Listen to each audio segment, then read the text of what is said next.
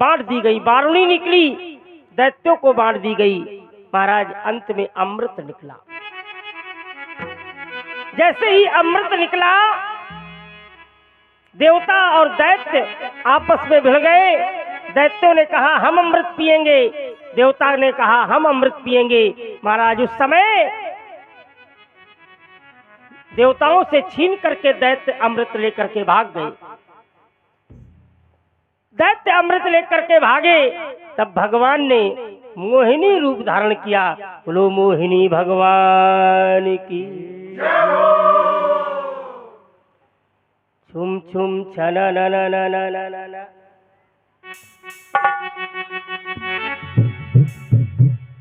अरे बाजे पायलिया,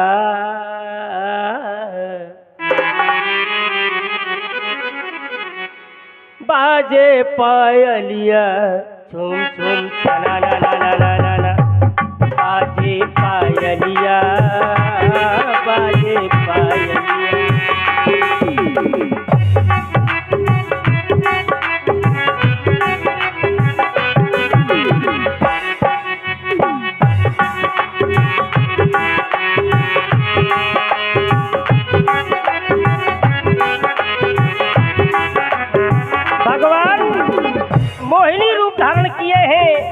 भगवान के पैरों में पायल बजी और जैसे ही पायल की आवाज सुनी तो जो दैत्य अमृत लेकर के भाग रहे थे महाराज रुक गए।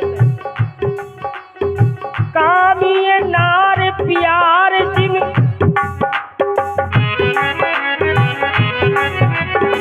ध्यान में जो कामी पुरुष होते हैं उन्हें नारी से बड़ा प्रेम होता है। बाजी पायलिया, बाजी पायलिया, बाजी पायलिया, बाजी पायलिया। झूम झूम छना ना ना ना ना ना ना ना ना ना ना ना ना ना ना। बाजी पायलिया, बाजी पायलिया,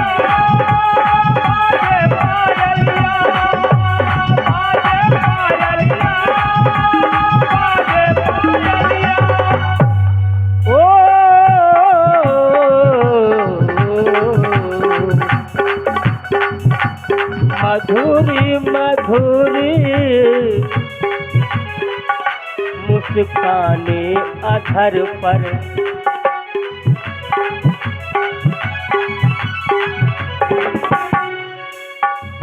मधुरी मधुरी मुस्काने अधर पर, मधुरी मधुरी मुस्काने अधर पर। बाजे करी धनी, ओ साजे करी धनी स्वामी कमर पर, साजे कर धनी स्वामी कमर पर। लाल चुनरिया, लाल चुनरिया सर पर ओढ़े प्यारी गुजरिया। पायलिया बाजे, पायलिया बाजे, पायलिया बाजे, पायलिया बाजे। चल चल चला ला ला ला ला ला ला ला ला ला ला ला ला ला ला ला ला ला। पायलिया बाजे, पायलिया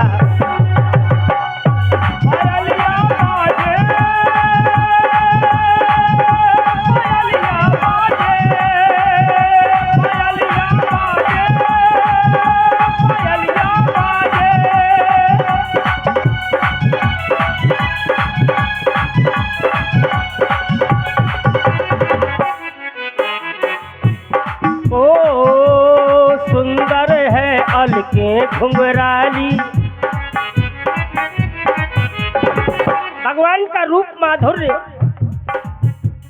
सुंदर है अलके घुंघराली। ओ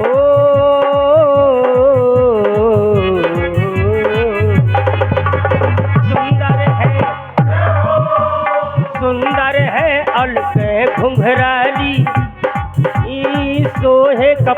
कपोलन में है लाली।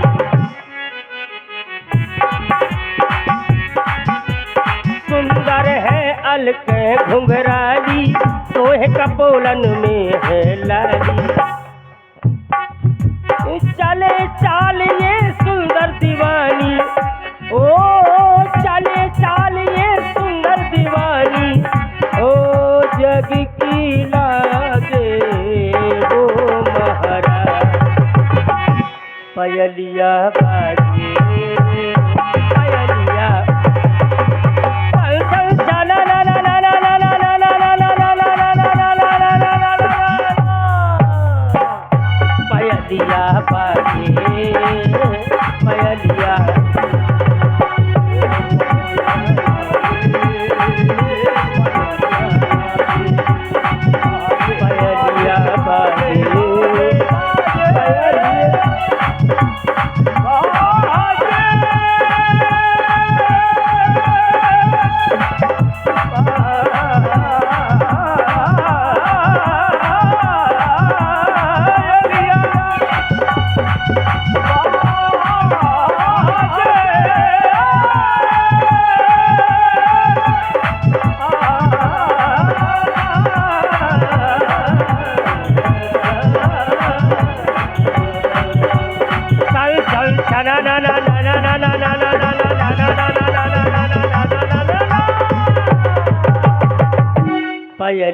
बाजे पयलिया, पयलिया बाजे पयलिया बाजे पयलिया बाजे पयलिया बाजे पयलिया बाजे पयलिया बाजे पयलिया बाजे पयलिया।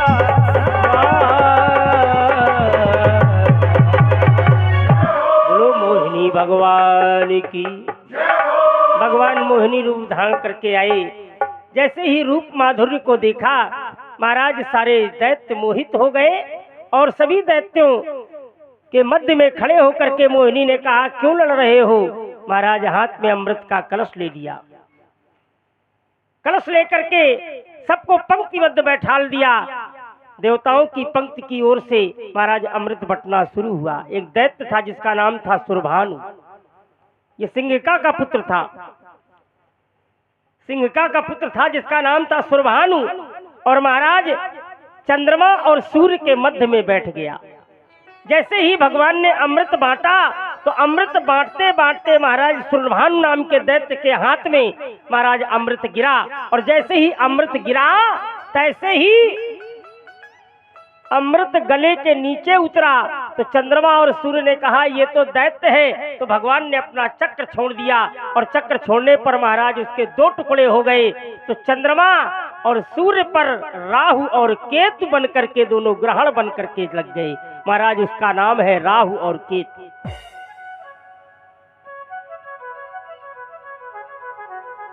मंथन होने से महाराज लक्ष्मी जी फिर आ गईं।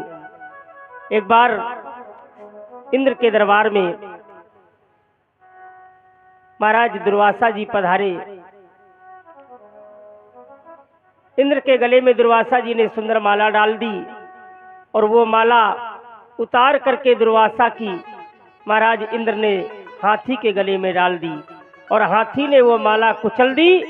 जैसे ही ये कुचलने की बात आई देखी तैसे ही महाराज दुर्वासा जी ने क्रोध में आकर के श्राप दे दिया, दैत्यों देवताओं अब तुम्हारा भला नहीं है, अब तो तुम्हारा राज्य निश्चित ही छिनेगा।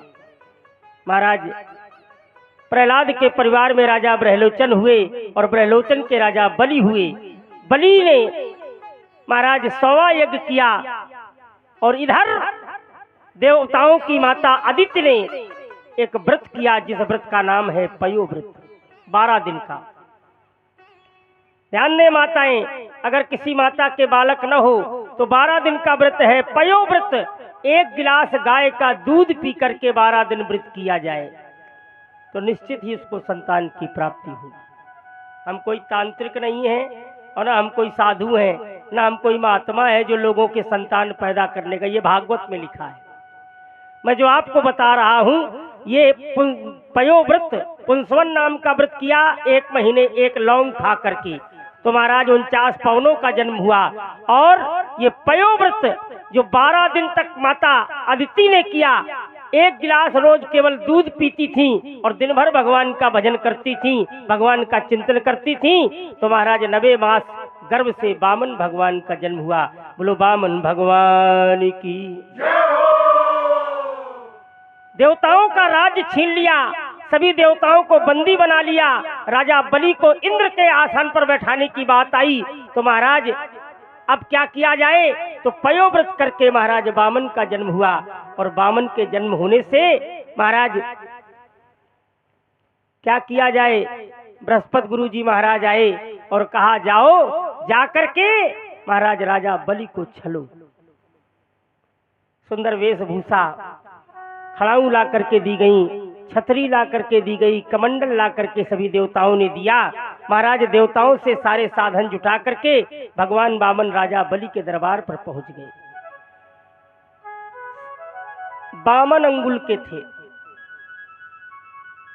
वामन भगवान का जो हम है ऐसे जोड़ो तो वामन अंगुल के, तो वामन अंगुल का शरीर होने के कारण महाराज तेजस्वी ब्राह्मण राजा बलि के दरबार में पहुंच गया। शुक्राचार्य जी महाराज बैठे थे, दूर से प्रकाश आता दिखाई पड़ा। राजा बलि के दरबारी आए, बोले महाराज कोई बड़ा ही तेजस्वी ब्राह्मण आया है। राजा बलि दरवाजे पर आए, वामन भगवान को का अभिवादन किया, प्रणाम किया, वामन भगवान को प्रणाम किया। वामन भगवान कहा महाराज मांग लो क्या चाहते हो। वामन भगवान कुछ बोले नहीं। फिर कहा मांग लो कुछ क्या चाहते हो। फिर भगवान वामन नहीं बोले। फिर कहा मांग लो, भगवान वामन कुछ नहीं बोले। तीसरी बार मुख से एक आवाज निकली, राजन हमें कुछ नहीं चाहिए, केवल 3.5 पग धरती चाहिए।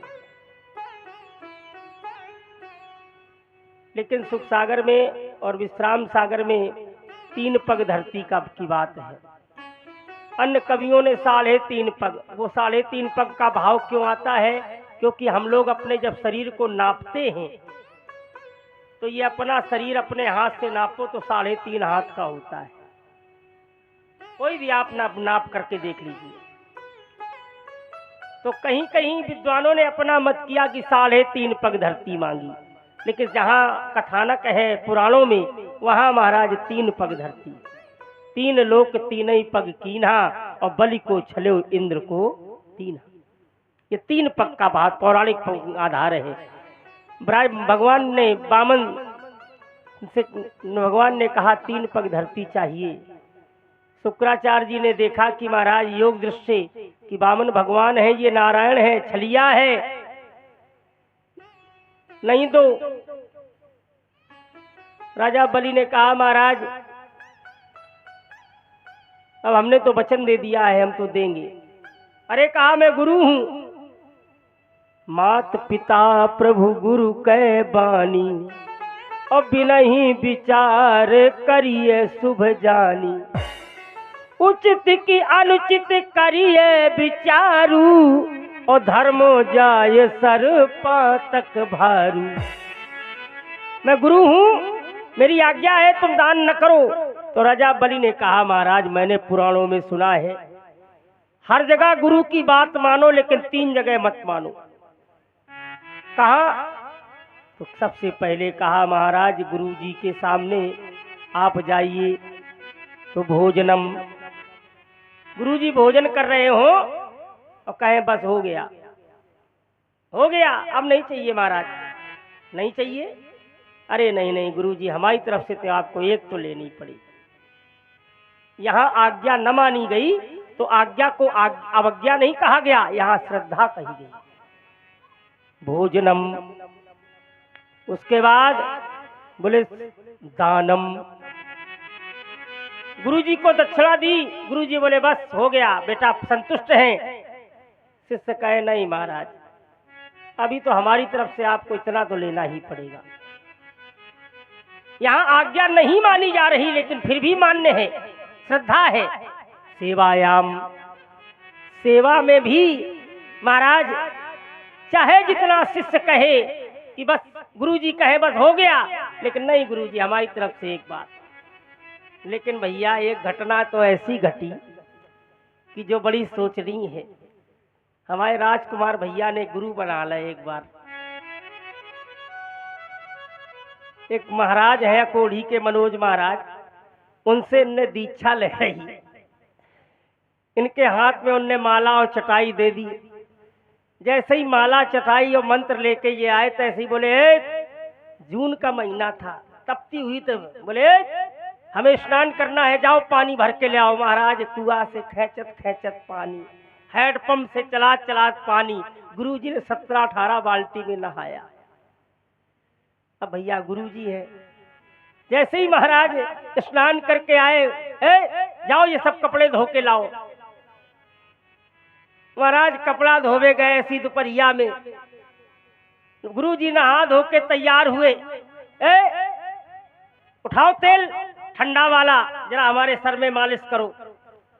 मालिश करी महाराज गुरुजी ने, बाल खींचे, तिलक हुआ, चलो कथा में। महाराज 4 घंटा कथा में ढोलक बजवाई। और जैसे ही ढोलक बजा के उतरे गुरुजी कथा कह के, तैसे ही बोले चलो सामान उठाओ। सब सामान समेट के राजकुमार भैया लेके पहुंचे कमरा में। गुरुजी पढ़ रहे, बोले इधर आओ सेवा करो। पांव दाबन लगे। गुरुजी ने करवट ले लिया, इनने सोची सो गए, तो बेचारे थोड़ी देर बाद जरूर सोन लगे। गुरुजी बोले कै राजकुमार कै भाई हो? बोले गुरुजी 2। फिर इनने सोची गुरुजी जग रहे, तो फिर दाबन लगे। थोड़ी देर घंटा खान बीत गई तो महाराज गुरुजी की फिर आवाजें घुर्रक की आने लगी। इनने सोची गुरुजी सो गए, तो इनने फिर बंद किया। तो गुरुजी फिर बोले कै राजकुमार कै भाई हो? राजकुमार भैया बोले अरे गुरुजी जग रहे हैं, तो फिर दावल लगे बेचारे। 1 घंटा 2 घंटा फिर बीते, तो इनने फिर बंद करके सोचा विश्राम कर ले। जैसे ही विश्राम करने की सोची तैसे गुरुजी बोले कै राजकुमार कै भाई हो? तो गुरुजी बोले राजकुमार भैया बोले भैया हते तो 2, लेकिन आज से एक ही समझो, क्योंकि हम तो गए काम से।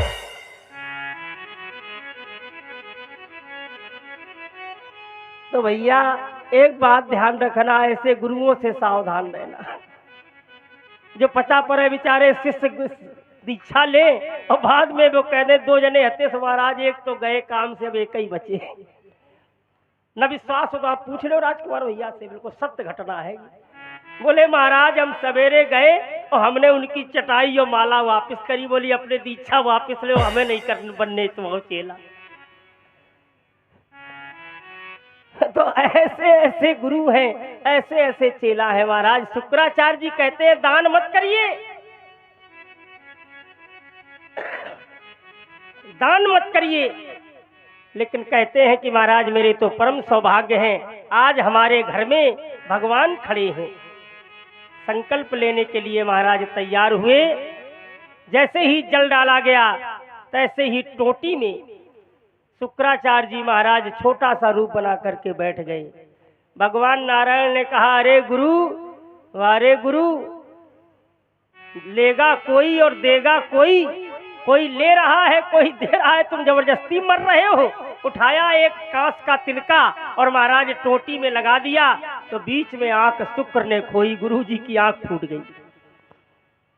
दान दे दिया और महाराज दान में 3 लोग क्या किया, एक पैर से महाराज पग पाताल शीस अज धामा,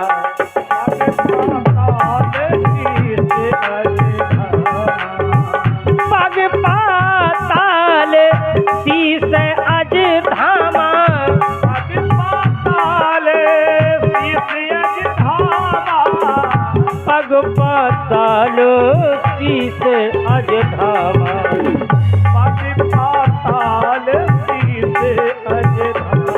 भगवान का एक पैर महाराज पाताल में 7 लोक हैं, अतल, वितल, स्वतल, तलातल, रसातल, महातल, पाताल। एक पैर से सातों लोक नाप लिए। ऊपर के 7 लोक भू भा स्वा महा जना तपः सत्य, ऊपर के 7 लोक। पग पाताल शीस अजधार,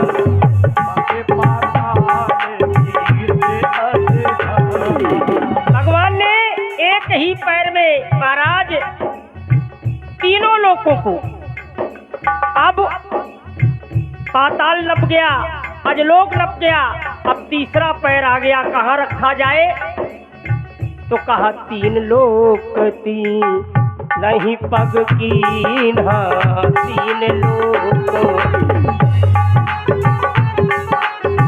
3 लोक 3 नहीं पग कीन्हा, 3 लोक 3 नहीं पग कीन्हा, बलि को छले वो इंद्र को दीहा, बलि को छले के इंद्र को दीहा, बलि को छले वो इंद्र को दी। भगवान ने बलि को छला। आखिरी पैर कहाँ रखा जाए, तीसरा पैर कहाँ रखे? तो राजा बलि ने कहा महाराज अब मेरे पास कुछ नहीं बचा, अब तो ये मेरा शरीर है, इस शरीर में मेरा अधिकार है। भगवान ने तीसरा पैर राजा बलि के शीश पर रखा। बांध लो बलि को। महाराज यही बलि बांध साहस भुज मारा, और सोई अवतरे वो हरन मही भारा। राजा बलि को बांधा किसने? भगवान वामन ने। राजा बलि को बांध लिया। अब 3 लोग 3 ही पग में। महाराज भगवान ने प्रसन्न होकर के राजा बलि से कहा वरदान मांग ले। राजा बलि की माता आ गई। बड़ा सुंदर शब्द। ब्रहलोचन राजा थे, राजा बलि के पिता। तो महाराज जब वो मरने लगे तो लोगों ने कहा सती हो जाओ। तो ब्रहलोचन की पत्नी ने सती होने जा रही थी। लोगों ने कहा ये पुत्र है, इसका लालन पालन कौन करेगा? महाराज सती नहीं होने दिया। तो आज राजा बलि की पत्नी राजा बलि की माता ने कहा भली भई जो ना जरी, भली भई जो ना जरी ब्रहलोचन के साथ, और तिनके सुत ऐसे भये कि हरि पसारे हाथ। हे महाराज हम भिखमंगों से भीख नहीं मांगते। आज आप हमारे दरवाजे मांगने आए हैं और हमसे कहते हैं मांग लो। हम नहीं, कुछ नहीं चाहिए हमें। लेकिन भगवान ने स्वतल लोक का राज दिया। जब स्वतल लोक का राज दे दिया तो राजा बलि ने कहा महाराज अब हमारी चलेगी। क्या चलेगी? अब मैं अपने महल की 52 दरवाजे की कोठी से जिस दरवाजे से निकलूं वहां आपका दर्शन होना चाहिए। भगवान ने कहा एव मस्त। महाराज राजा बलि महल की कोठी से जब जब निकले, भगवान 24 घंटे दरवाजे में डंडा लिए खड़े। 2-4 महीने बीत गए। लक्ष्मी जी ने नारद जी से कहा क्या महाराज भगवान कहूं दिखाई पड़े? नारद जी बोले हाँ, राजा बलि के दरवाजे नौकरी करने लगे। काहे नौकरी क्यों करते हैं? बोले अब जाने घर में खावे पीवे की कमी होगी तब तो बेचारे नौकरी करवे गए बाहर।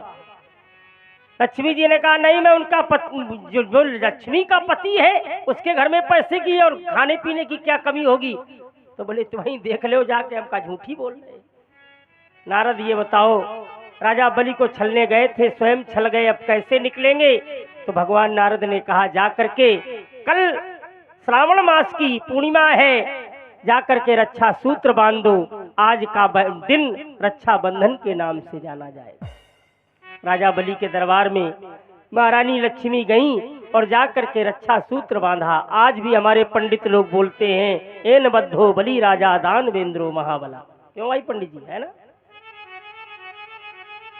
लक्ष्मी जी महारानी ने जाकर के रक्षा सूत्र बांधा और जैसे ही रक्षा सूत्र बांधा तैसे ही राजा बलि ने कहा बहन कुछ मांग ले। कहा कुछ नहीं चाहिए, द्वारपाल हमें दे दो। द्वारपाल कौन हो तुम? कहा मैं लक्ष्मी हूं। कहा हे मैया, अब इससे बड़ा सौभाग्य क्या होगा? लोग लक्ष्मी के पीछे पीछे दौड़ते घूमते हैं, हमें मिल जाए हमें मिल जाए, लेकिन आज तो मेरा ऐसा सौभाग्य है कि लक्ष्मी और लक्ष्मी नारायण दोनों मेरे दरवाजे हैं।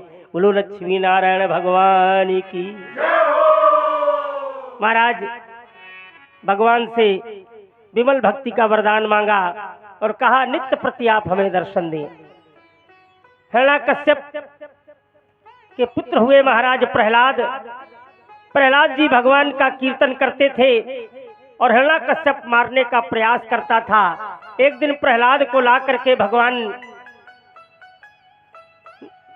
हिरण्याकश्यप ने लाल खंभे से बांध दिया और कहा बोल तेरा राम कहाँ है?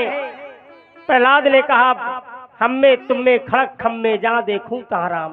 भगवान हर जगह है। महाराज एक चींटी का रूप बना करके भगवान खंभे में दौड़ने लगे। जैसे ही ये खंभा का रूप देखा प्रहलाद जी खंभे में लिपट गए। जैसे ही मारने के लिए कृपाण उठाई हिरण्याकश्यप ने, भगवान खंभे से प्रकट हो गए नरसिंह भगवान का रूप लेकर के। बोलो नरसिंह भगवान की। प्रहलाद को गोद में रख करके भगवान ने जिह्वा से चाट रहे हैं। लोगों ने कहा महाराज प्रहलाद का इतना स्नेह है और हिरण्याकश्यप का वध करने के लिए भगवान ने कहाँ ले गए? तो कहा भगवान जाकर के देहली में बैठ गए, क्योंकि वरदान मांगा था हिरण्याकश्यप ने, न रात में मरूं, न दिन में मरूं, न भीतर मरूं, न बाहर मरूं, न अस्त्र से मरूं, न शस्त्र से मरूं, न पुरुष से मरूं, न जानवर से मरूं। तो महाराज भगवान ने आधा पुरुष और आधा सिंह का रूप बनाया। अस्त्र शस्त्र नहीं, भगवान ने नाखूनों से उसको फाड़ा। दिन नहीं और रात नहीं, सायंकाल के समय भगवान ने मारा। 12 महीने में किसी महीने में न मरूं तो महाराज जो लौंद का महीना होता है उस महीने में भगवान ने नरसिंह ने महाराज कागज जो है मारा है। नरसिंह भगवान के द्वारा हिरण्याकश्यप मारा गया, प्रहलाद का उद्धार हुआ। तो भगवान भक्तों का उद्धार करते हैं। राजा परीक्षित कहते हैं हे प्रभु आपने सब कथाएं सुनाई, लेकिन अब मैं सूर्यवंश की कथा सुनना चाहता हूँ। सूर्यवंश की कथाओं में भगवान सृष्टि वर्णन में बता रहे हैं आदि नारायण के विष्णु, विष्णु की नाभ से कमल, कमल से ब्रह्मा, ब्रह्मा से मरीच, मरीच से कश्यप, कश्यप से इक्ष्वाकु, इक्ष्वाक से विपुच्छी, विपुच्छी से अनैना, अनैना से अस्तत्व, अस्तत्व से असरण, असरण से निबंधन, निबंधन से हरिश्चंद्र, हरिश्चंद्र से रोहित, रोहित से हरित, हरित से चंप, चंप से स्वदेव, स्वदेव से नारी कवच, नारी कवच से अस्मथ, अंशुमान भागीरथ रघु दिलीप आज दशरथ इत्यादि। महाराज न जाने कितने राजा हुए, मैंने तो केवल कुछ नाम आपको बता दिए। महाराज दशरथ और महाराज दशरथ कैसे हैं? अवधपुरी अयोध्या नाम नगरी भूनित्याम